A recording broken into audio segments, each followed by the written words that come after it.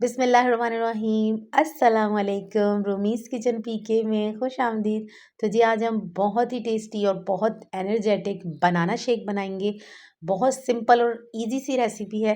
तो चलिए अपनी रेसिपी स्टार्ट करते हैं। यहाँ पर हम कुछ बनानास ले लेंगे। जितना आपने शेक बनाना है आप उस हिसाब से बनाना ले सकते हैं। तो अगर आप बाहर से थके हुए आए हैं या बच्चे बाहर से खेल कर आते हैं, उस वक्त आप बनाना का इस्तेमाल कीजिए, आपकी सारी थकान उतर जाएगी।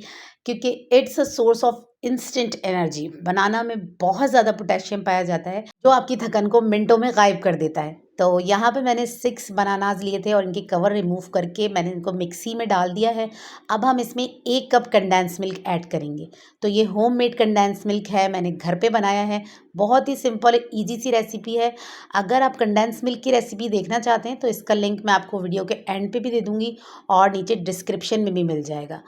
तो अब यहाँ पर हम 1 कप चीनी का ऐड करेंगे। ये रेगुलर शुगर है जो हम डेली रूटीन में यूज़ करते हैं। अब इसके बाद हम इसमें 2 कप फुल चिल दूध ऐड करेंगे, यानी हाफ़ केजी हमने इसमें दूध ऐड किया है। अब यहाँ पर हम थोड़े से ड्राई फ्रूट्स ले लेंगे। तो यहाँ पर मैंने थोड़े से बादाम, पिस्ते और काजू को दरदरा सा कूट लिया है और वो हम इसमें ऐड कर देंगे।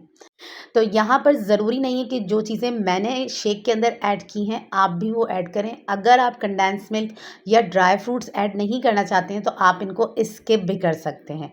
तो यहाँ पे मैं थोड़े से आइस क्यूब ऐड कर रही हूँ क्योंकि ठंडा ठंडा सा जो बनाना शेक होता है बहुत मज़े का लगता है। तो अब हम इसको बिल्कुल बारीक सा ब्लेंड कर लेंगे और मिलते हैं आपसे इसको ब्लेंड करने के बाद। तो अल्हम्दुलिल्लाह हमारा तवानाई से भरपूर बनाना शेक तैयार है। अगर आपको बहुत ज़्यादा वीकनेस लग रही है या फिर आपकी हड्डियों में बहुत ज़्यादा तनाव है तो आपने ये शेक बना के पीना है। बिल्कुल भी आपको वीकनेस नहीं रहेगी और बहुत ज़्यादा आप अपने आप को फिट महसूस करेंगे।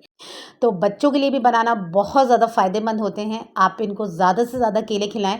अगर बच्चे केले नहीं खाना चाहते हैं तो आप ये ईज़ी सा शेक इनको बना के पिलाएं, बहुत ज़्यादा इनके लिए फ़ायदेमंद रहेगा। तो सम टाइम आपने देखा होगा कि केलों के जो कवर हैं वो ब्लैक होना स्टार्ट हो जाते हैं। तो वही केले बच्चों के लिए ज़्यादा फ़ायदेमंद होते हैं। वो अंदर से ख़राब नहीं होते बल्कि तेज़ी से पकना स्टार्ट हो जाते हैं। सो आई होप कि आज की मेरी ये वीडियो आपको बहुत पसंद आई होगी। रेसिपी अच्छी लगी हो तो लाइक सब्सक्राइब कर दिएगा। मिलते हैं नेक्स्ट वीडियो में। अल्लाह हाफिज़।